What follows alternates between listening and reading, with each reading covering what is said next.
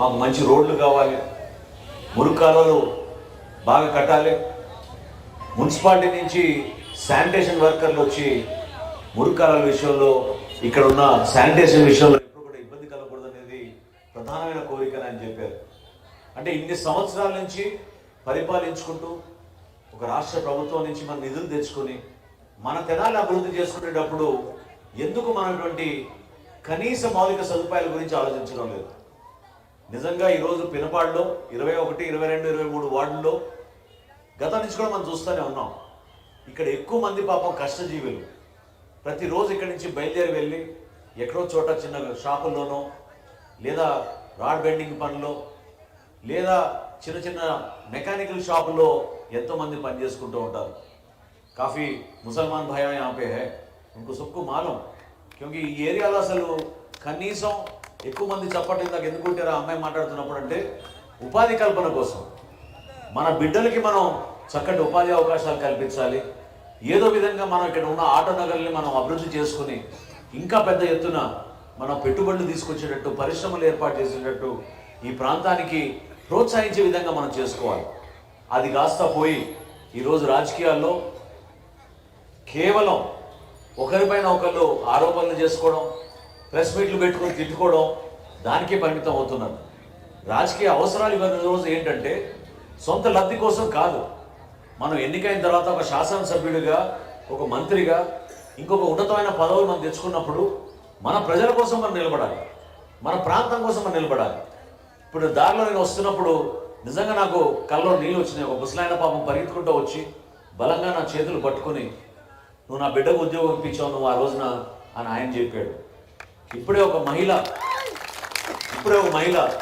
ఆ రోజున పెన్షన్ మీరే ఇప్పించారు నాకు అని ఆమె గుర్తు చేశారు.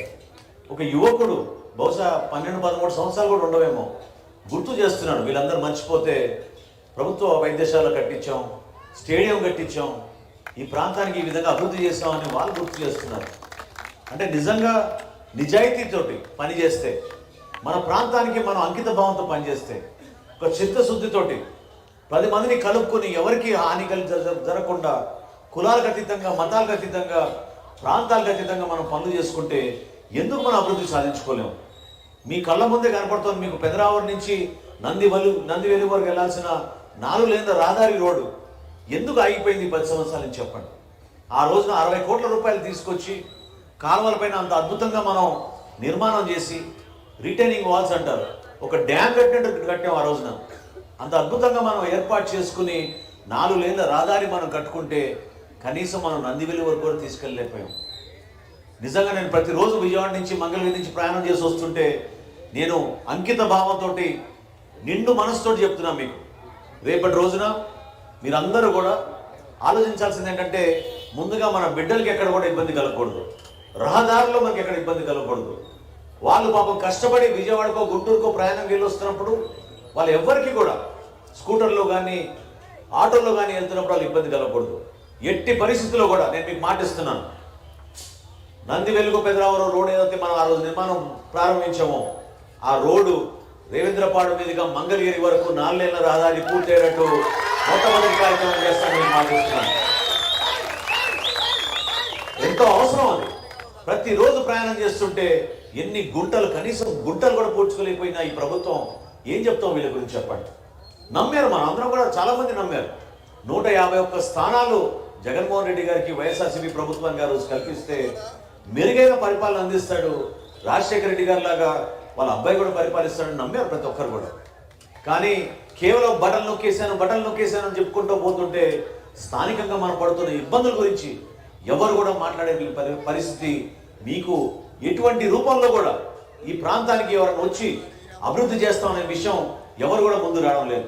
అదే ఆటో నగర్ మీరు చూశారు, ఏ విధంగా గతంలో ఆటో నగర్కి వెళ్ళాలంటే ఒక లారీ కూడా వెళ్ళలేని పరిస్థితి ఉండేదో, ఏ విధంగా ఈరోజు ఆటో నగర్లో సిమెంట్ రోడ్లు నిర్మాణం చేసి మనం పూర్తి చేసాం. ఎన్ని వంతెనలు కట్టాం మనం ఇక్కడ, 17 వంతెనలు మనం కట్టాం.